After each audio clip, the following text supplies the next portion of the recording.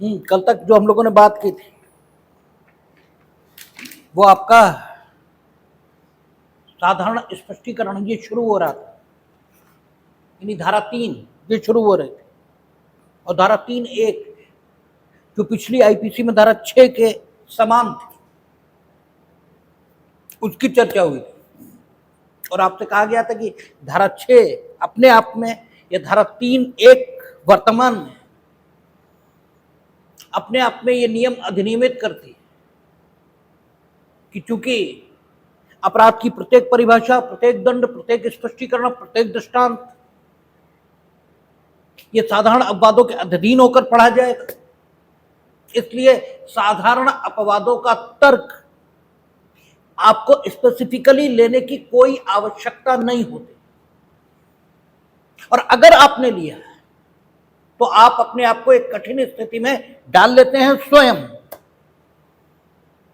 क्योंकि अगर आपने साधारण स्पष्टी जो जनरल एक्सेप्शंस हैं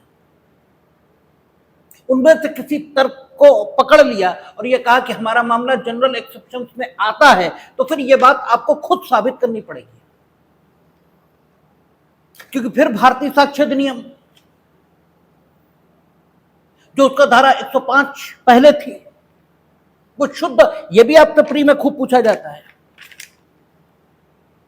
कि निम्न में से किन धाराओं का संबंध केवल क्रिमिनल कार्यवाहियों से, केवल दांडिक कार्यवाहियों से, क्योंकि भारतीय साक्ष्य अधिनियम सिविल और दांडिक दोनों कार्यवाहियों पर लागू होता है, लेकिन उसकी धारा 105 वो केवल और केवल दांडिक कार्यवाहियों के संबंध में है।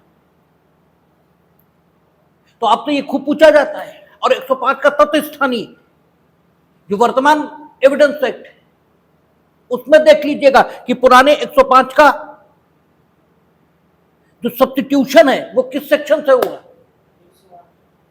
108, तो 108 से हुआ। तो आप ये ध्यान कर लें कि पुराने एविडेंस एक्ट में धारा 105 और वर्तमान में 108 ये केवल क्रिमिनल कार्यवाहियों से संबंधित है। क्यों? क्योंकि वहां यह लिखा है कि अगर आपने ये तर्क पकड़ा कि आपका मामला साधारण अपवादों के अंतर्गत आता है, इसलिए आप किसी प्रकार के आपराधिक दायित्व के अधीन नहीं है, तो ये फिर साबित करने का भार आप पर आएगा। आप एविडेंस दीजिए कि आपका मामला साधारण अपवादों के अंतर्गत आता है, और अगर इसे देने में आप असफल हो गए तो घटना का घटित होना आप एडमिट कर चुके हैं, वो तो आप स्वीकृत कर चुके हैं, और फिर एविडेंस एक्ट की धारा 58 जो पुराने की है वर्तमान में वो भी बदल गई होगी, वो फिर लागू होगी और वो कहेगी admitted facts need not to be proved. स्वीकृत तथ्यों को साबित करना जरूरी नहीं है। फिर प्रोसिक्यूशन के केस में लाख कमियां हो, लेकिन आप तो एडमिट कर चुके हैं कि घटना तो घटी है, और घटना साधारण अपवादों के अंतर्गत आती है, अर्थात आपने उसे दूषित मन से घटित नहीं किया था, आपका वो आपराधिक आशय और ज्ञान नहीं था जो संबंधित अपराध के गठन की आवश्यक शर्त थी। क्योंकि जब हम लोग दंड संहिता या न्याय संहिता में आगे देखेंगे तो अपराधों के गठन के लिए विशेष प्रकार का दूषित मन ये चाहिए होगा, और उस दूषित मन के कई प्रकार ये भारतीय दंड संहिता और आईपीसी में वर्णित किए गए, और उनके नाम क्या है? जानबूझकर, साशय, ऐसा ज्ञान रखते हुए, ये संभाव्य जानते हुए, इन शब्दों के साथ उस दूषित मन की व्याख्या हुई है जो अपराध के गठन की आवश्यक शर्त है। और इसीलिए कहा जाता है कि चाहे न्याय संहिता हो और चाहे आईपीसी,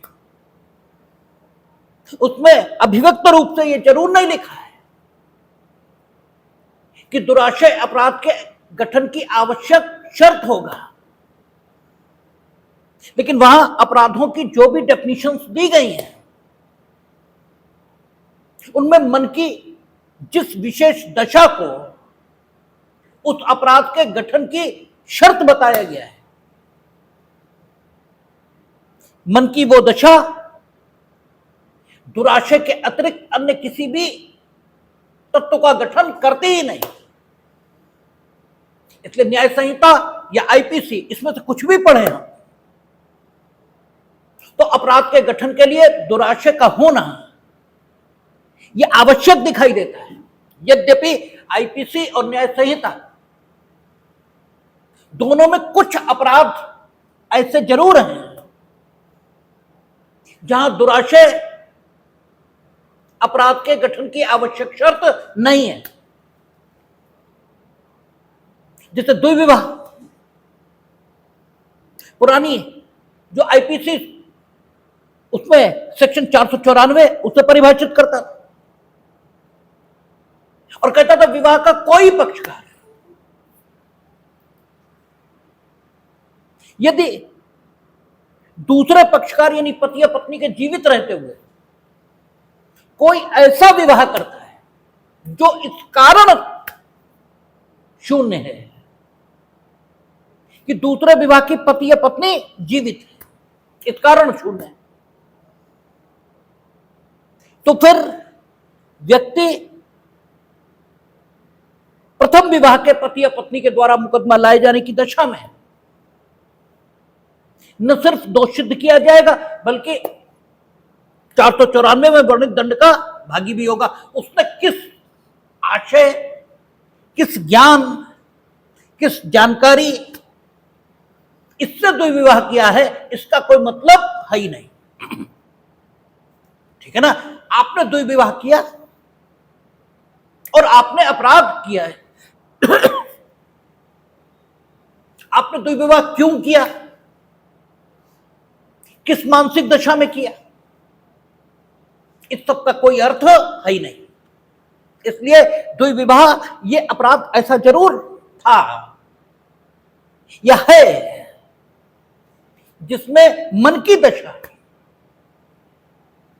ये अपराध का आवश्यक कॉन्स्टिट्यूएंट या अपराध का आवश्यक संगठक यह है ही नहीं। इसके अलावा आईपीसी में डकैती वो भी एक अपराध है जिसमें मन की दशा यह अपराध का आवश्यक संगठक जो नहीं है। 5 या 5 से अधिक लोग मिलकर लूट करें। लूट उन्होंने क्यों की? मार गरीबों को खाना खिलाने के लिए की या कोविड-19 के लोगों को उनके घर पहुंचाने के लिए की। इससे लेना देना आई नहीं। एक सीधी बात, 5 या 5 से ज्यादा लोग ये मिलकर लूट कर रहे हैं, बस बात खत्म है। इस एक्टस रियस को स्वयं में अपराध माना जाएगा और जबकि आदमी आपके हाथ से मर गया कोई अपराध नहीं जब तक कि आप यानी अभियोजन यह साबित करने में समर्थ न हो कि आपके जिस कार्य के परिणाम स्वरूप आदमी की मृत्यु हुई है उस काम को आपने आदमी की मृत्यु कारित करने के लिए ही किया था। और अगर एक बार यह साबित हुआ कि आपने उस काम को मृत्यु कारित करने के लिए ही किया था तो आपने ए की मृत्यु कारित करने के लिए किया था किंतु बी की मृत्यु हुई, या ए की मृत्यु कारित करने के लिए किया था और ए की ही मृत्यु हुई। इस बात से कोई अंतर नहीं पड़ता क्योंकि ए और बी दोनों मानव है। ठीक है, लेकिन यह साबित होना जरूरी है कि आपने उस काम को किसी मानव मृत्यु को करने के दृष्टिकोण से ही किया था। जब तक यह साबित नहीं होता तब तक आपके कार्य के परिणाम स्वरूप एक नहीं 1000 मौत हो जाए फिर भी आप हत्या के दोषी या culpable homicide not amounting to murder इसके दोषी नहीं हो सकते। या फिर यह साबित हो कि आपने एक व्यक्ति को चोट पहुंचाना चाहा था और जो चोट पहुंचाना चाहा था वही चोट पहुंची। उसके सिर पर चोट पहुंचाना चाहा था, सिर पे ही लगी। ऐसा नहीं हुआ कि टांग पर पहुंचाना चाहिए और सिर पे लग गई। आपने जो चोट पहुंचानी चाहिए वही लगी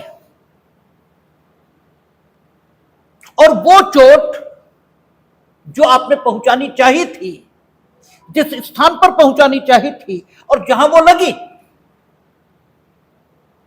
वो चोट ऐसी है जिसके बारे में आप जानते हैं कि इस चोट से इस व्यक्ति की भले ही अन्य किसी की मृत्यु हो या न हो, लेकिन आपने जिसे पहुंचाई है उसकी मृत्यु जरूर हो जाएगी, तो भी आप हत्या के दोषी हैं। ठीक है ना? Otherwise culpable homicide not amounting to murder इसके दोषी हैं। या फिर आपने ऐसी चोट पहुंचाई जो कि पहुंचाने का आपका आशय था, मीनिंग देयर बाय जो चोट जहां पर जिस स्थान पर पहुंचाना चाहते थे उसी स्थान पर पहुंची, कोई एक्सीडेंट नहीं हुआ। और वो चोट प्रकृति का जो नेचुरल अनुक्रम है, नॉर्मल कोर्स ऑफ ऑर्डर है, उसमें मानव प्राणी की मृत्यु कारित कर देने के लिए सफिशिएंट है। Now you have committed the murder. ठीक है? तो एक विशेष प्रकार का आशय, एक विशेष प्रकार का ज्ञान जब तक आप में नहीं है तब तक आप हत्या, चोरी, छल, कूट रचना इसके दोषी नहीं हो सकते। ठीक है ना? छल में कहेगा जो कोई प्रवंचित करने के आशय से, यानी डिसीव करने के आशय से, ठीक है, किसी को प्रवंचना देगा और इस प्रकार प्रवंचित किए गए व्यक्ति से इस प्रकार, यानी first of all if you want to cheat somebody तो आपको उसे धोखा देने के आशय से कुछ कहना चाहिए। आशय धोखा देने का होना चाहिए। ठीक है? अगर आपका आशय मजाक करने का है, ठीक है, मजाक में भी तो जानबूझकर झूठ बोला जाता है। सुबह हम लोग कॉन्स्टिट्यूशन पढ़ेंगे, देखा जाएगा, मसला आएगा,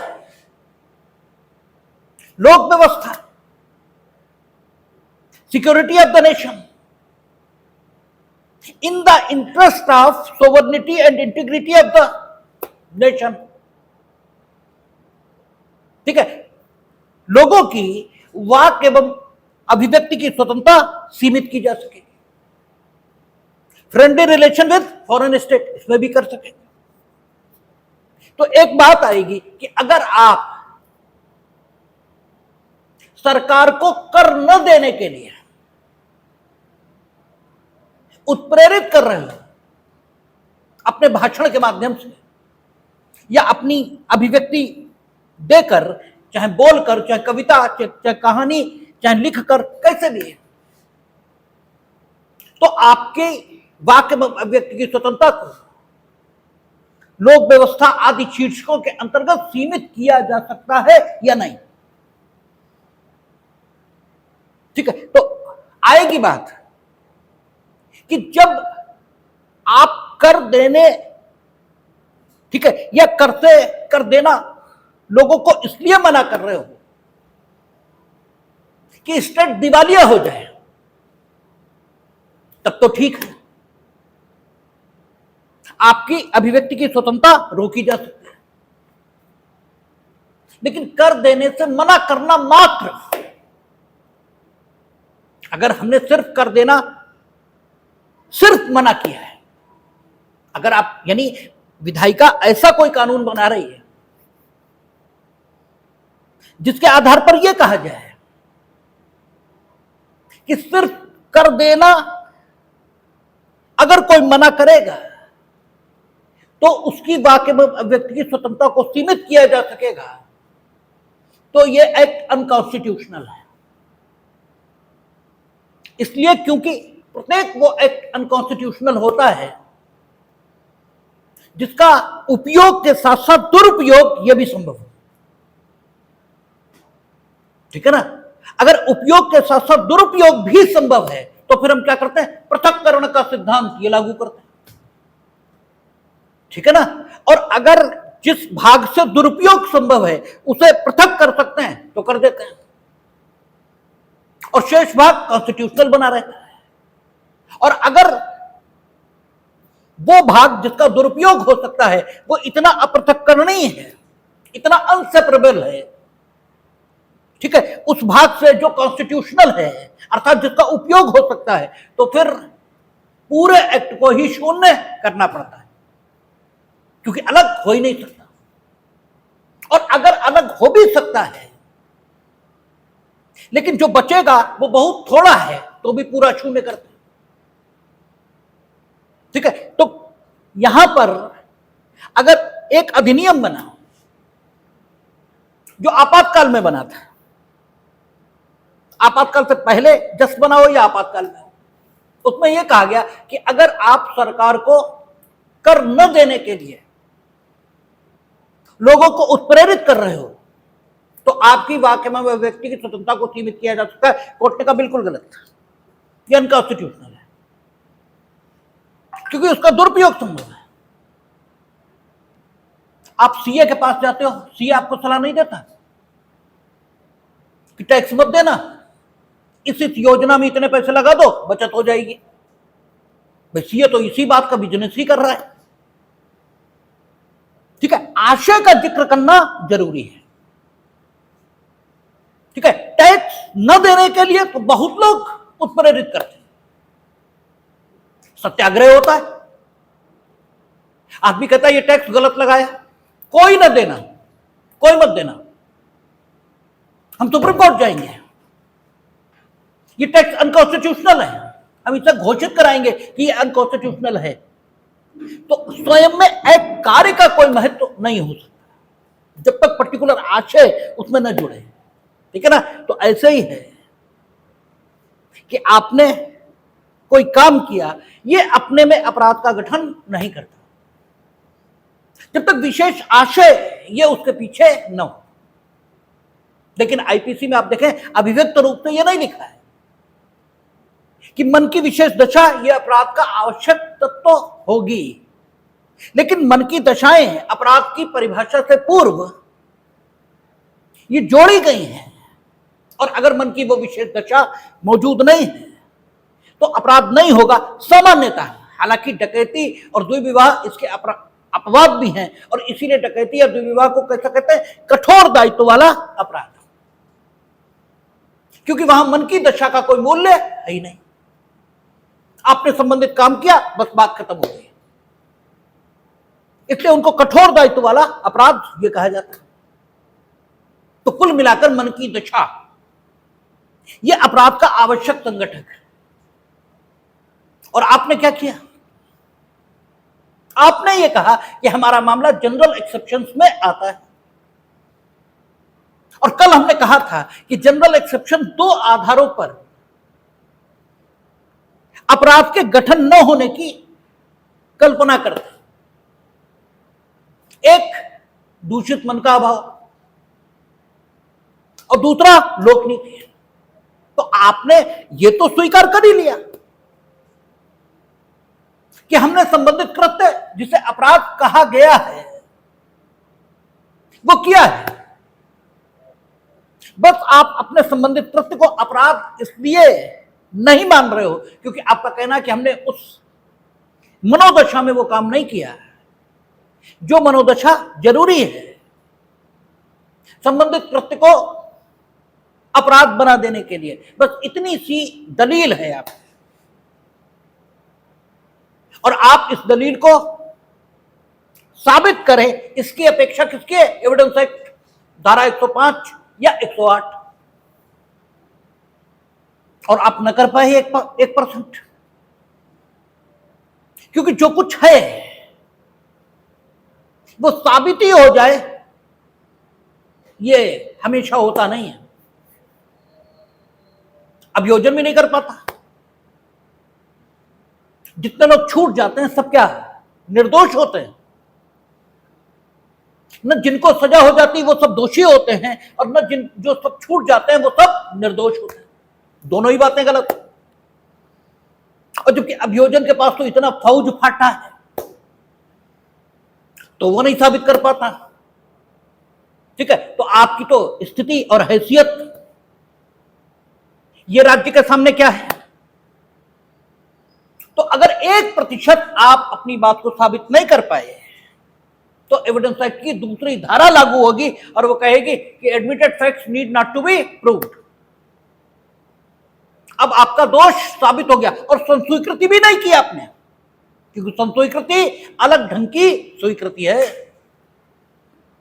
कन्फेशन नहीं किया है आपने, क्योंकि कन्फेशन ये कहता है कि आप तथ्यों को इस सीमा तक स्वीकार करें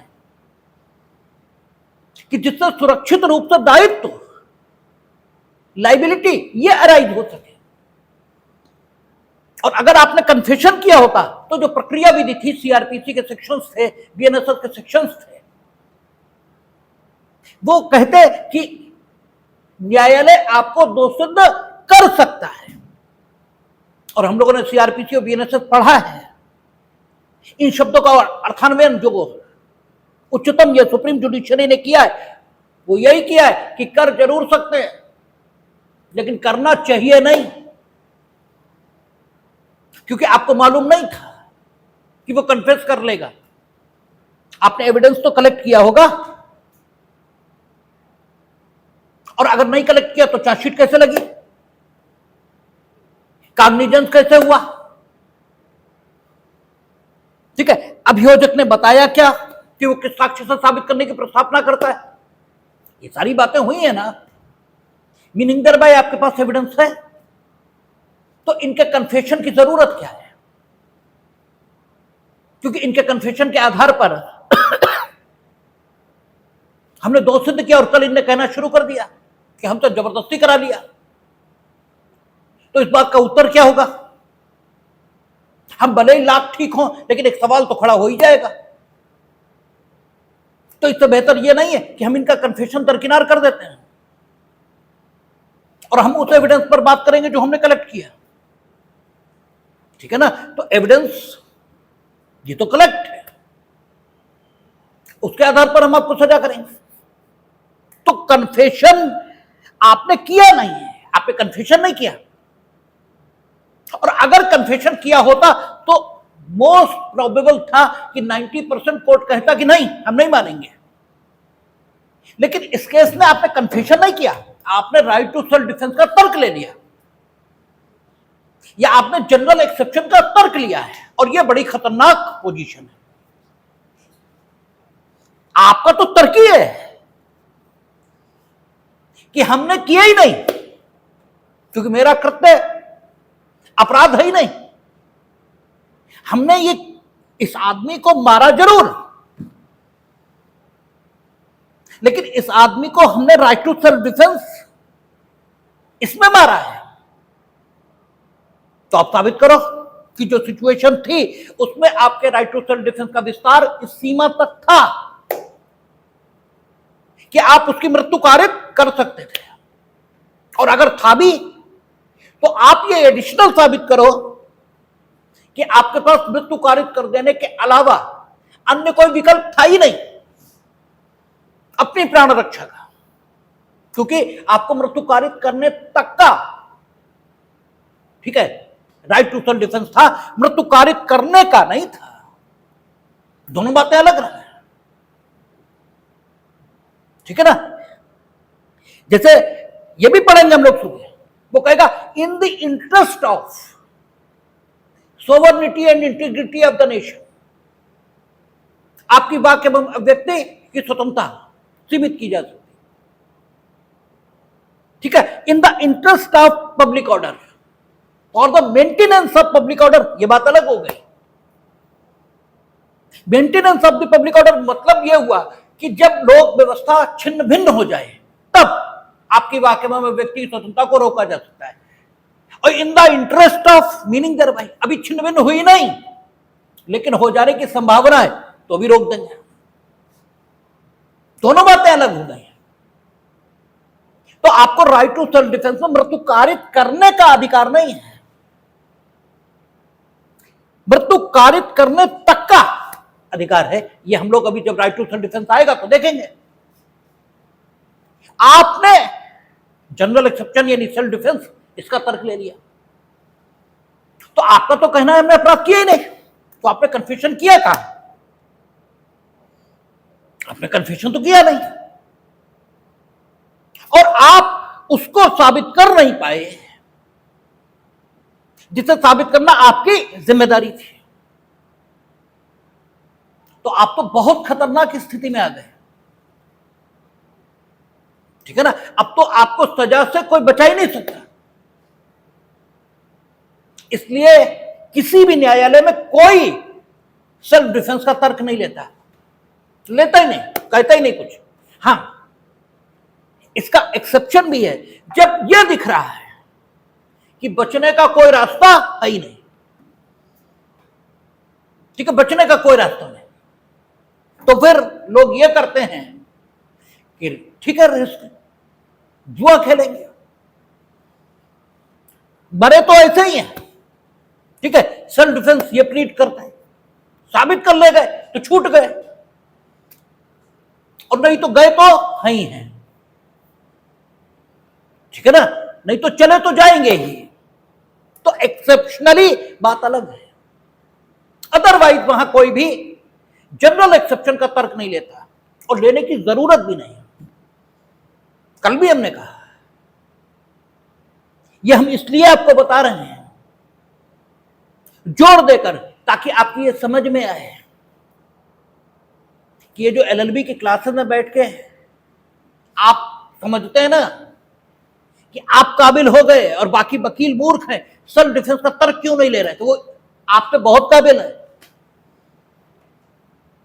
हालांकि उनमें से अधिकांश तो परंपरा के नाते नहीं ले रहे, लेकिन कुछ को ये मालूम भी है कि अगर हमने लिए तो कॉन्सिक्वेंसेस क्या होंगे, और ना लिया तो कोई फर्क ही नहीं, कोई अंतर नहीं। क्यों? ऑलरेडी आईपीसी में धारा 6 और न्याय संहिता में धारा 3(1) मौजूद है। वो तो कह ही रही है कि अपराध की प्रत्येक परिभाषा, प्रत्येक दृष्टांत, ठीक है, प्रत्येक स्पष्टीकरण साधारण अपवादों के अधीन पढ़ा जाएगा। अब अगर क्रॉस एग्जामिनेशन से हम ये स्थापित करने में सफल हो गए कि पहल मृतक के द्वारा की गई थी और उसने हम पर प्राणघातक हमला किया, देन हमने मार डाला। ठीक है, तो साक्ष्य जो आया उसी से साबित हो गया कि आपने सेल्फ डिफेंस में मारा है। ठीक है, तो अगर न्यायालय के मार्गदर्शन के लिए 103 और 302 उपलब्ध है, अगर न्यायालय के मार्गदर्शन के लिए एविडेंस एक्ट उपलब्ध है, तो न्यायालय किसी के खिलाफ थोड़ी है, वो तो एविडेंस का मूल्यांकन करेगा और एविडेंस के मूल्यांकन से अगर ये पाएगा कि मामला साधारण अपवादों में आ रहा है तो आपको साधारण अपवाद का फायदा तो वैसे ही मिल जाएगा। तो आपके लिए ये कतई श्रेयस्कर नहीं है कि सामान्य परिस्थिति में आप जनरल एक्सेप्शन को प्लीड करें, इसलिए कोई करता नहीं। क्यों? क्योंकि धारा 3(1) या धारा 6 का फायदा मिलना ही मिलना है, क्योंकि ये सारे जो परिभाषाएं हैं इस सेक्शन के प्रभाव से साधारण अपवादों के अधीन आ जाती हैं। अर्थात मामला अगर साधारण अपवाद में गया, साक्ष्य से यह दर्शित हुआ कि मामला साधारण अपवाद में है, तो फिर किसी प्रकार के अपराध के न होने की ही कल्पना की जाएगी। यहां तक बात कल हम लोगों ने की थी। आगे क्या कहता है, प्रत्येक पद जिसका स्पष्टीकरण इस संहिता के किसी भाग में किया गया, इस संहिता के प्रत्येक भाग में उस स्पष्टीकरण के अनुरूप ही प्रयोग किया गया है। कोई पद, ठीक है, यानी कोई एक्सप्रेशन, कोई वर्ड जो इस संहिता के किसी भाग में उपयोग किया गया है, तो उस संहिता के प्रत्येक भाग में, संहिता के अंतिम भाग में किसी पद का प्रयोग हुआ, अंतिम भाग में प्रयोग हो मीनिंग देर भाई उसके अर्थ अंतिम भाग में स्पष्ट किया गया है, ठीक है, और प्रथम भाग में ही उसका प्रयोग है। तो उसका अर्थ क्या है, यह जानने के लिए अंतिम भाग को खोला जाएगा, और जहां जहां संहिता में वो शब्द आया होगा वहां वहां उसका वही अर्थ लिया जाएगा जो अंतिम भाग में दिया गया। एक बार अगर कोई एक्सप्रेशन, कोई वर्ड डिफाइन हो गया, स्पष्टीकृत हो गया आईपीसी में या न्याय संहिता में कहीं भी, तो पूरी न्याय संहिता और पूरी आईपीसी में उस एक्सप्रेशन और वर्ड का वही अर्थ लिया जाएगा। इतनी सी बात धारा 7 में कही, लेकिन ये इतनी सी बात जरूर है, लेकिन ये बड़े काम की है, ठीक है। अब की तो हमें पता नहीं है, लेकिन क्योंकि अभी उन सेक्शंस पर हम गए नहीं, लेकिन पुरानी आईपीसी में यही शब्द थे धारा 7 के, जो स्त्री को बलात्कार का नहीं किंतु सामूहिक बलात्कार का दोषी बना देते थे। स्त्री बलात्कार की दोषी नहीं हो सकती थी, लेकिन स्त्री सामूहिक बलात्कार की दोषी हो सकती थी, क्योंकि सामूहिक बलात्कार की डेफिनेशन दी थी उन्होंने कि आप कोई ऐसा काम करते हैं जिससे बलात्कार होने में सहायता मिलती है, कोई, ठीक है, कोई काम आपने किया, बस किसी को बुला भर लिया, तो आपने ऐसा काम किया है जिससे बलात्कार होने में सहायता मिली है, और आप 376D इसके दोषी हो जाते हैं। और आप जेंडर से कौन है इससे मतलब ही नहीं है, वहां स्त्री और पुरुष दोनों, जबकि बलात्कार ये सिर्फ पुरुष ये दोषी हो सकता था। और ऐसा क्यों था, क्यों धारा 7 में ये लिखा, एक बार स्पष्टीकृत पद का भाव, जो एक बार स्पष्ट हुआ वो सब जगह वही समझा जाएगा, ठीक है। आपने बलात्कार के प्रयोजनों से किसी को बुला लिया तो आप भी उसके दोषी सामूहिक बलात्कार के माने जाएंगे। तो इन धाराओं का, इस सेक्शन का एक नहीं अनेक जगह प्रयोग होगा, और जहां जहां प्रयोग होता जाएगा, जैसे जैसे होता जाएगा वैसे वैसे हम आपको याद दिलाते जाएंगे और बताते जाएंगे। मोटे तौर पर यहां समझ लें कि यह धारा आईपीसी की धारा 7 की तत्व स्थानीय उसे सब्स्टिट्यूट करती है, उसके स्थान पर आई है। पहले धारा 7 थी, अब 3(2) है, और यह कह रही है कि इस संहिता के किसी भी भाग में किसी भी पद का स्पष्टीकरण अगर किया गया तो प्रत्येक भाग में उसका वही अर्थ ये समझा जाएगा, उसका प्रयोग फिर कहीं भी हुआ हो। आगे कहता है 3(3), जब कोई संपत्ति किसी व्यक्ति के कारण, एक तो हिंदी में गलत काफी लिखा है, कहता है when property is in the possession of a person, स्पोर्ट्यू, क्लर्क और servant on account of that person, it is in that person's possession within the meaning of the this संहिता।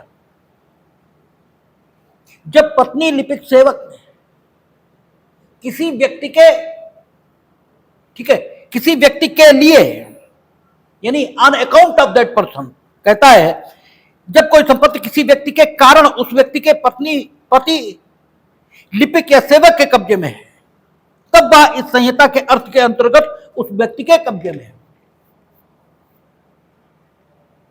ठीक है, ये बताना इसलिए जरूरी है क्योंकि हर वक्त आपकी सारी संपत्ति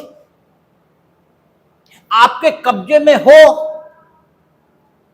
भौतिक रूप से, यह आवश्यक नहीं। संपत्तियां आपके कब्जे में होते हुए भी किसी अन्य की अभिरक्षा में हो सकती है। ठीक है, कल हमने कहा था कि कब्जा और अभिरक्षा ये दो अलग अलग बात है, लेकिन यहां कब्जा और अभिरक्षा को एक बना दिया। अगर ये सेक्शन ना हो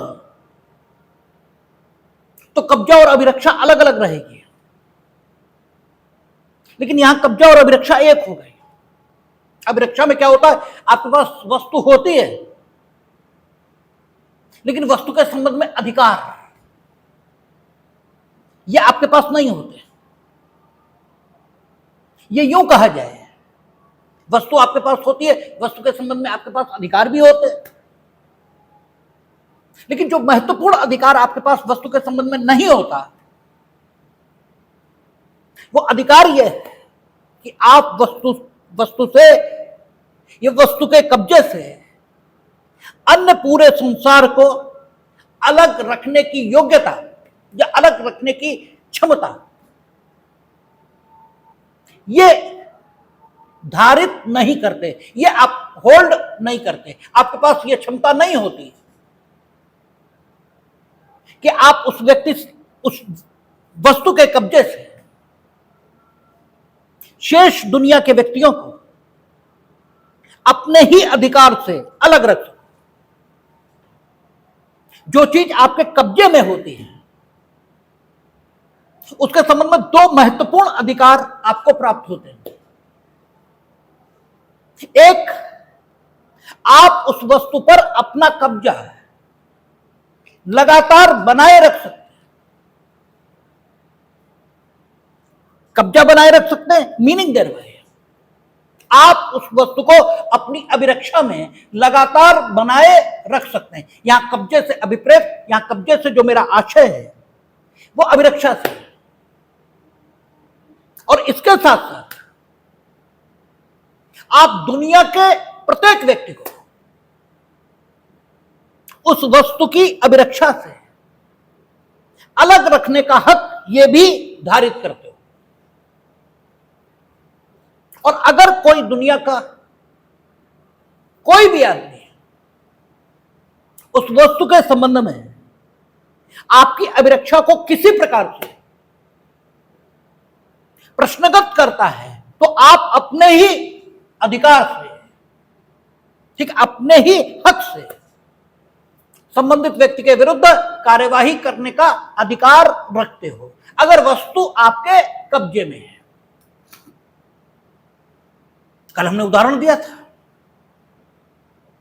उपनिधान का, उपनिहिति, इसकी बात को लेकर आपको बात बताई गई थी। कहा था हमने कि वहां कॉन्ट्रैक्ट एक्ट में 182 या 183 सेक्शन है, वो कहती है कि उपनिहित वस्तु यानी वस्तु जिसके संबंध में बेलमेंट किया गया है उसके संबंध में बेली को अपने ही अधिकार से यह हक होता है कि वो समस्त संसार को उस वस्तु के कब्जे से दूर कर दे, जबकि वस्तु किसकी है, उपनिधाता अर्थात बेलर की है। उसके पास तो उपनीत है बस, इसके अलावा तो कुछ है नहीं। लेकिन कानून आपको हक दे सकता है, कानून आपको अधिकार दे सकता है, और कानून आपसे अधिकार ले सकता है और कानून आपसे हक ले सकता है। तो वस्तु उपनिहिति के कब्जे में है यह माना जाएगा, न कि उसकी मात्र अभिरक्षा में है, ऐसा नहीं माना जाएगा। यानी अभिरक्षा कब्जे से थोड़ा कम अच्छा अधिकार है, थोड़ा कमतर, ठीक है, अधिकार है। अभिरक्षा उतना बेहतर हक नहीं है जितना बेहतर हक कब्जा है, क्योंकि कब्जे में दोनों चीजें शामिल हैं। ये लैपटॉप मेरे कब्जे में है, मेरे कब्जे में मीनिंग देयर बाय न सिर्फ हम इसे अपनी अभिरक्षा में रख सकते हैं, बल्कि दुनिया के प्रत्येक आदमी को इसके कब्जे से दूर कर देने का हक ये भी रखते हैं। और ये भी हो सकता है ये सिर्फ मेरी अभिरक्षा में हो, और सिर्फ मेरी अभिरक्षा में, तब फिर हम इसे अपने कब्जे में शब्द प्रयोग के लिए, केवल समझने के लिए कब्जा शब्द का प्रयोग यहां पर किया गया है। यानी इस लैपटॉप को हम अपने पास अपनी अभिरक्षा में रखने के तो हकदार हैं, लेकिन कोई और अगर इस लैपटॉप का उपयोग करे तो यदि ये मेरी सिर्फ अभिरक्षा में है, तो जिसने हमें यह अभिरक्षा दी उससे शिकायत करने के अलावा मेरे पास कोई चारा नहीं। कहते हैं हम लोग आम जीवन में कि देखो ये ऐसा कर रहे हैं इस वस्तु के साथ जो आप हमें रखने के लिए दे गए, तो अभिरक्षा अलग बात है और कब्जा अलग बात है। लेकिन चूंकि हम लोग दंड विधि के संबंध में बात कर रहे हैं, इसलिए यहां अभिरक्षा और कब्जे का फर्क यह खत्म कर दिया, क्योंकि हर वक्त व्यक्ति अपनी सारी वस्तुओं को अपने कब्जे में नहीं रख सकता, या यह कहना ज्यादा उचित होगा कि हर वस्तु को हर व्यक्ति हर समय अपनी अभिरक्षा में नहीं रख सकता जिनके वो कब्जे में है। ठीक है ना भाई, हम घर से बाहर भी जाएंगे तो लैपटॉप हर समय लेके थोड़ी जाएंगे, ठीक है, ये तो यहीं रहेगा। और जब यहां होगा तो अगर यहां यह न कहा जाए कि जो वस्तु किसी व्यक्ति के कारण से उसकी पत्नी, लिपिक या सेवक के कब्जे में है, वो वस्तु व्यक्ति की अभिरक्षा में है, वो व्यक्ति के कब्जे में है, अगर यह न लिखा जाए तो स्थिति क्या बनेगी कि ये लैपटॉप हमारे घर वालों के सिर्फ अभिरक्षा में होगा। ठीक है ना, ये सिर्फ उनकी अभिरक्षा में होगा, कब्जे में नहीं होगा, क्योंकि कब्जा और अभिरक्षा अलग अलग बातें हैं और दंड विधि में सिर्फ उतना ही समझा जाएगा जितना लिख दिया गया। ठीक है, उस समय क्या माना जाएगा कि मेरे घर वालों की अभिरक्षा में है और मेरे कब्जे में, ठीक है, कब्जे में मेरे है लेकिन अभिरक्षा घर वालों की है, और इसका कोई दुरुपयोग करे और हम घर से बाहर हों, ठीक है, हमसे संपर्क न हो पा रहा हो, तो घर वाले उसके खिलाफ कोई कार्रवाई कर ही नहीं पाएंगे। ठीक है ना, तब घर वाले इसका कोई, ये चोरी चला जाए तो घर वाले रपट नहीं लिखा सकते, क्योंकि वो सिर्फ अभिरक्षा में है, उनके पास सिर्फ अभिरक्षा है। लेकिन अगर यह कह दिया जाए कि अगर किसी व्यक्ति के कारण से किसी व्यक्ति, ठीक है, किसी वस्तु का कब्जा, कब्जा यानी अभिरक्षा, यहां कब्जे से तात्पर्य अभिरक्षा का, किसी व्यक्ति के कारण अगर वस्तु का कब्जा उसकी पत्नी, लिपिक या सेवक के पास है तो कब्जा उस व्यक्ति का है यह माना जाएगा। ठीक है ना, ये जो शब्द प्रयोग 2 बार हुआ है कब्जे का, इससे बिल्कुल तय हो जाता है कि पत्नी, लिपिक, सेवक की अभिरक्षा में जो चीज है वो चीज संबंधित व्यक्ति के कब्जे में मानी जा सकती है यदि पत्नी, लिपिक, सेवक की अभिरक्षा में वो चीज उस व्यक्ति के कारण है। ठीक है, तो मानी जाएगी। अगर उस व्यक्ति के कारण नहीं है तो नहीं मानी जाएगी। जरूरी यह है कि उस व्यक्ति के कारण होनी चाहिए। अब यह कारण अभिव्यक्त हो सकता है, विविक्षित हो सकता है। हम हर बार कह के थोड़ी जाते हैं कि ये लैपटॉप आप लोगों की अभिरक्षा में है, कह के थोड़ी जाते हैं, लेकिन है, विविक्षित है।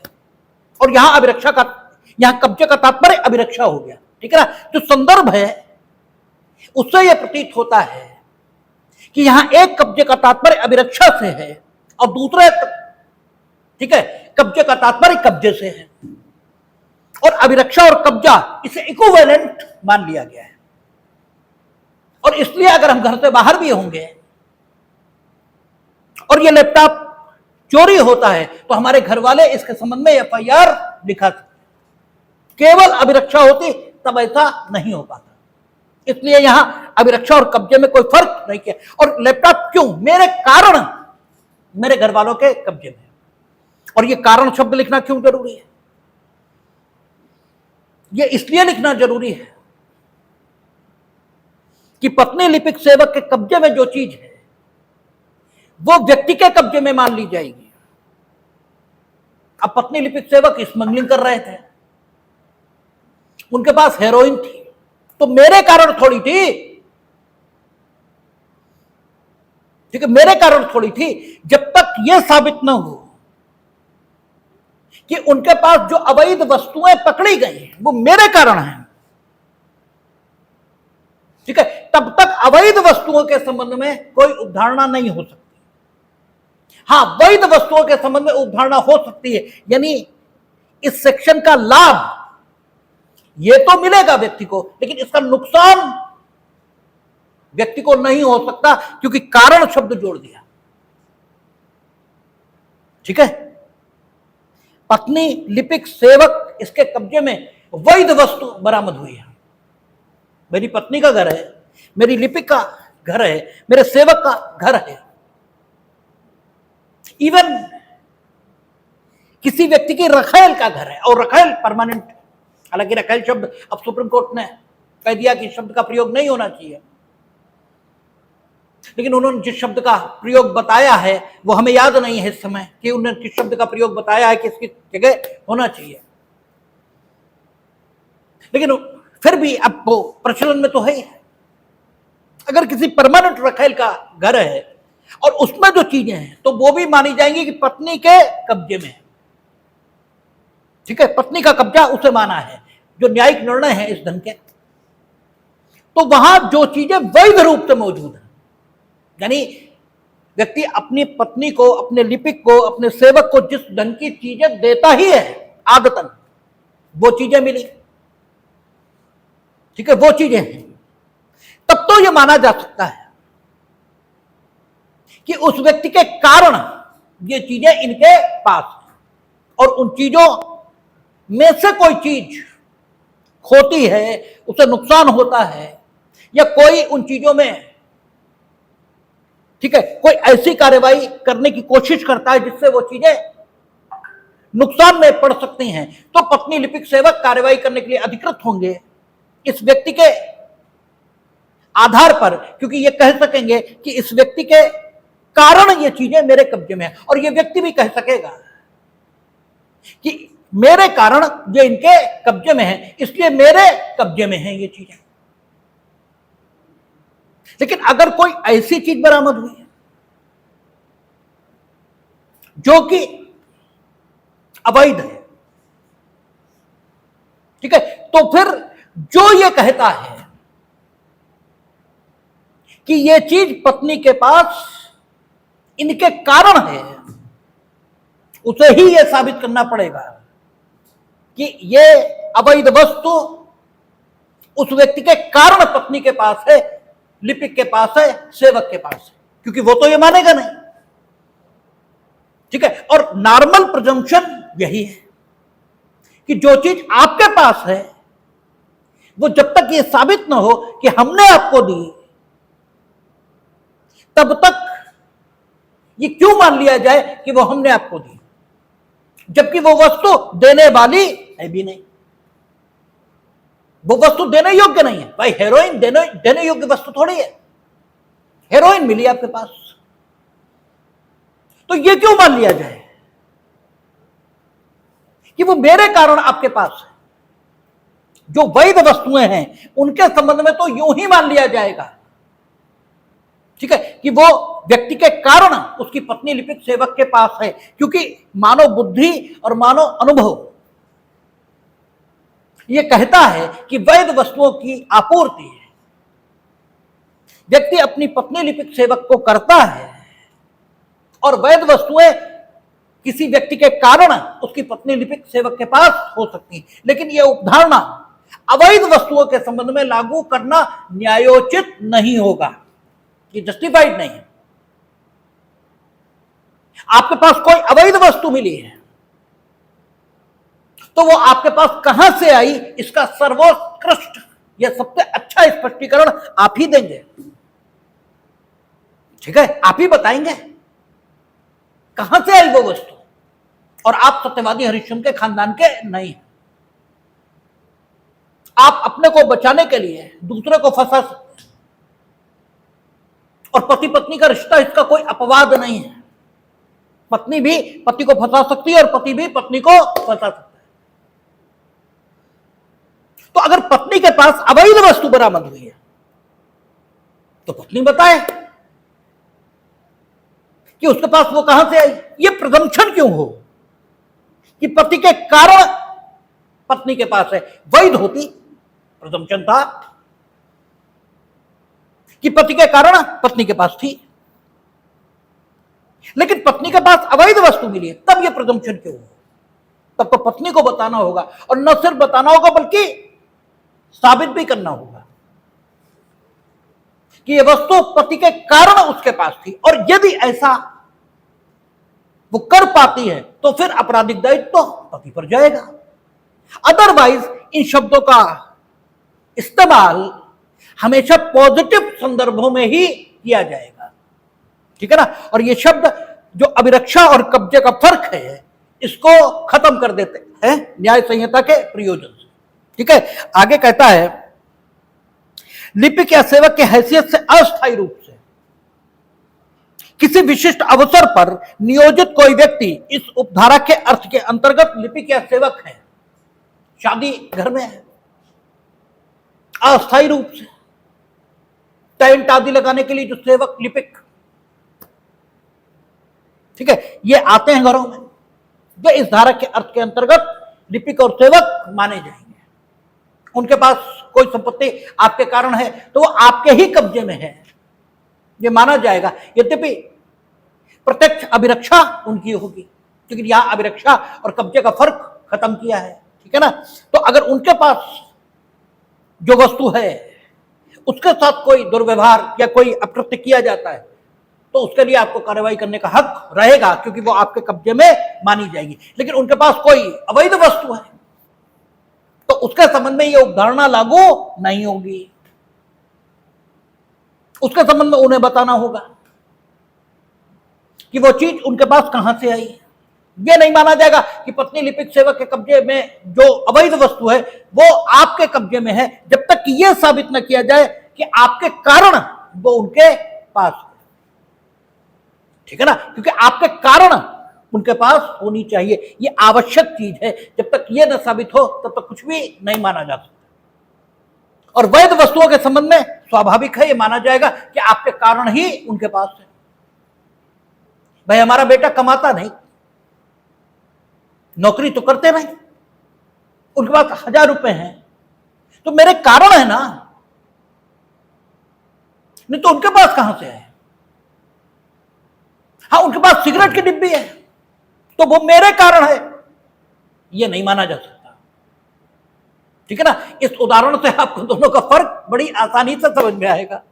अवैध वस्तुओं के बारे में कोई प्रिजम्पशन नहीं हो सकता, क्योंकि नॉर्मल अनुभव के खिलाफ है। भाई सिगरेट डिब्बी तुम्हारी जैसे निकली है, यह कैसे माना जा सकता है कि साहब मेरे कारण है वो, क्योंकि मेरी पत्नी कोई नौकरी नहीं करते, उनके पास सिगरेट डिब्बी निकली, माने दे हमारे कारण निकली है। भाई मेरे कारण नहीं निकली, लेकिन नौकरी नहीं करती और उनके पास गहने निकले, वो मेरे कारण निकले, यही माना जाएगा। भाई या तो आप नौकरी करती हो कोई कहीं कुछ, पैसा आपके पास आता हो, नहीं तो कहां से आया? अब बताएं। तो अगर उनके बारे में दावा है कि वो मेरे कारण है तो ठीक है, जो चीजें वैध रूप से उनके पास हो सकती है, लेकिन जो चीजें वैध रूप से हो ही नहीं सकती, वो अगर मेरे कारण है ऐसा उनका कथन है तो उन्हें साबित करना होगा कि वो मेरे कारण है। जब तक ऐसा नहीं होता तब तक केवल 27 के आधार पर, 27 पिछली आईपीसी की धारा मेरे मुंह से निकली है, न्याय संहिता धारा 3 सबसेक्शन 3, इसके कारण से यह मान लिया जाए कि पत्नी के कब्जे में जो अवैध चीज है, लिपिक के कब्जे में जो अवैध चीज है वो मेरे कब्जे में है, ये ऐसा नहीं होगा। यानी उलट ये प्रिजम्पशन लागू नहीं होता, ये पॉजिटिवली लागू होता है, ठीक है ना। और ये इसलिए रखा गया है क्योंकि व्यक्ति की सारी संपत्तियां हर समय उसके कब्जे में नहीं हो सकती। ये यूं कहें कि हर समय उसके कब्जे में तो हो सकती, लेकिन अभिरक्षा में भी हो, ऐसा नहीं होता। उसकी वस्तुएं उसके कब्जे में होते हुए भी दूसरों की अभिरक्षा में हो सकती हैं, और उस समय अगर उन वस्तुओं को कोई नुकसान होगा तो जब तक वो ना आए तब तक दंड विधि प्रवर्तन में ही ना आ पाए।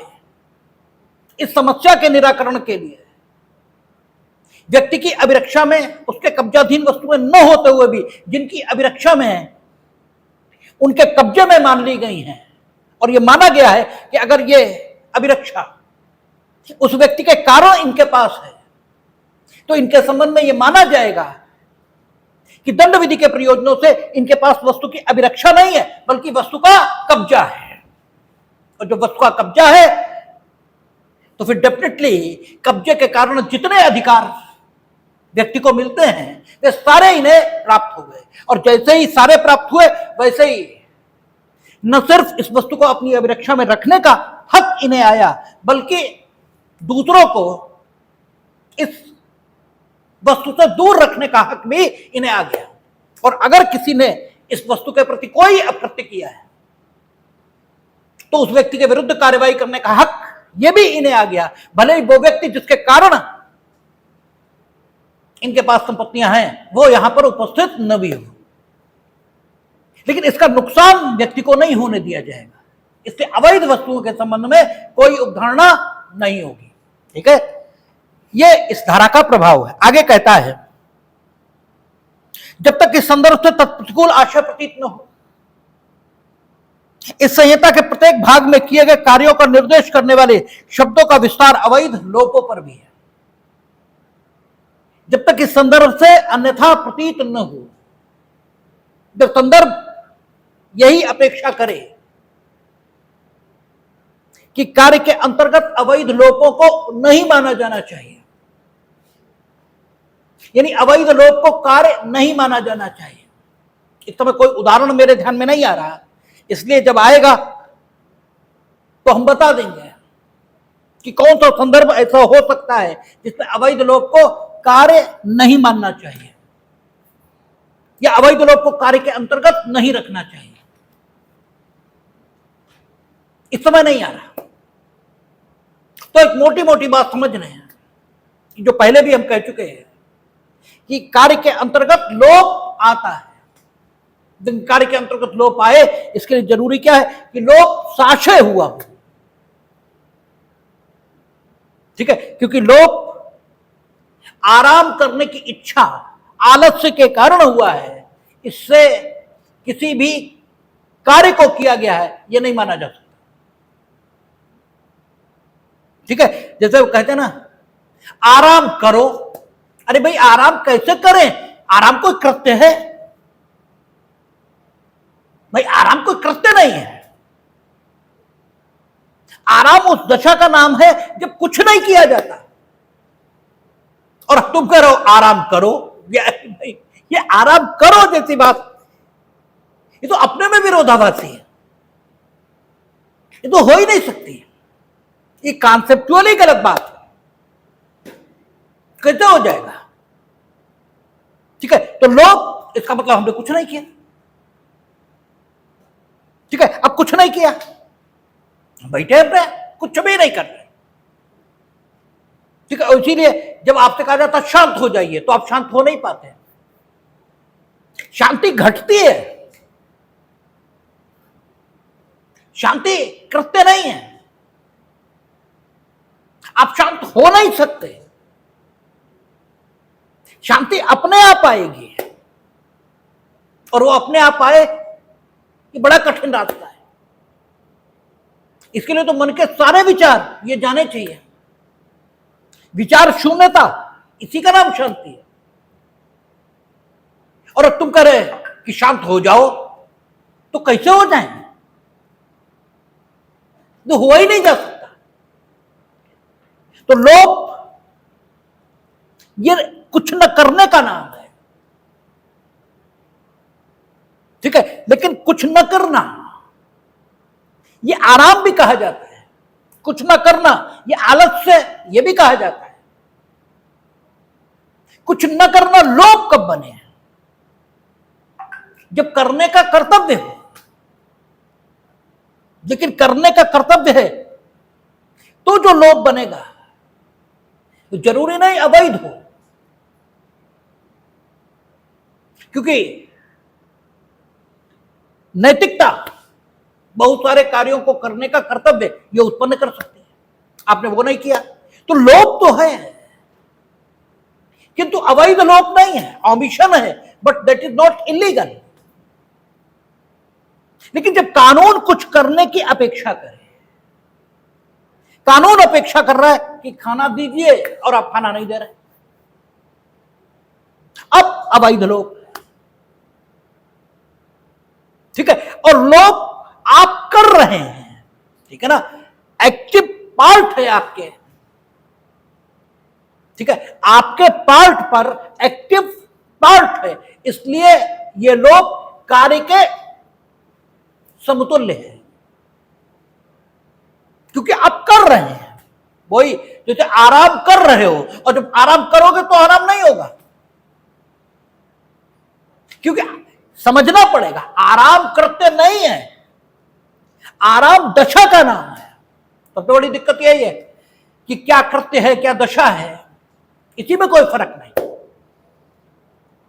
ठीक है। तो लोभ ये कृत्य है, लोभ कुछ न करना ये नहीं है। कुछ न करना तो आराम है, ठीक है। लोभ कब है? जब आप न करें, न करें में आप शामिल हो जाते हैं, आपकी इच्छा शामिल होती है। वही जो हम कहते हैं सुनना और सुन लेना अलग बातें हैं। सुनने में तो आप हैं ही नहीं, सुनने में तो प्रकृति की व्यवस्था है, कान है, कान का पर्दा है, ध्वनि, ठीक है, हवा का माध्यम है,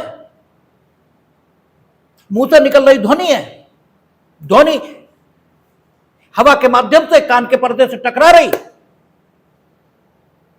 आपका नर्वस सिस्टम उसे दिमाग में पहुंचा रहा, दिमाग बता रहा है, ये कहा जा रहा है, क्योंकि उन शब्दों के अर्थ आपके दिमाग में स्टोर, दिमाग आपको बता रहा है, ये कहा जा रहा है। आप कहीं नहीं हैं। और सुन लेना, अब आप एक्टिव हुए, अब आप सुनेंगे, अब आप हैं। तो जब तक आप नहीं सुनेंगे तब तक कुछ ना होने वाला। तो लोग आप करते हैं, क्योंकि आप करते हैं, और जो कुछ आप करेंगे वो करते हैं। उसे भले ही लोभ के नाम से कह दिया गया है, लेकिन है तो वो कृत्य। इसीलिए कहा कि कार्य के अंतर्गत लोभ आते हैं, आना ही चाहिए। यह हो ही नहीं सकता कि आप जो कुछ करें वो कृत्य न हो। वो लोभ की सूरत में है, वो कृत्य की सूरत में है, इससे क्या फर्क पड़ता है तो कार्य है। तो अवैध कार्य के अंतर्गत अवैध लोभ भी आते हैं, जब तक इस संदर्भ से अन्यथा प्रतीत न हो। अन्यथा कब प्रतीत होगा ये देख लेंगे, ठीक है। शेष आपका कहता है 3-5। अच्छा, ये पूर्व की सेक्शन 34 है, ठीक है। जो अब तो 3-5 है ना, कहता है जब कोई आपराधिक कार्य कई व्यक्तियों द्वारा, तो ये सेक्शन 34 है और ये काफी इंपॉर्टेंट एस्पेक्ट है, काफी महत्वपूर्ण विचार है। इस पर सीधे कल बात करेंगे प्रारंभ से, तब देखेंगे।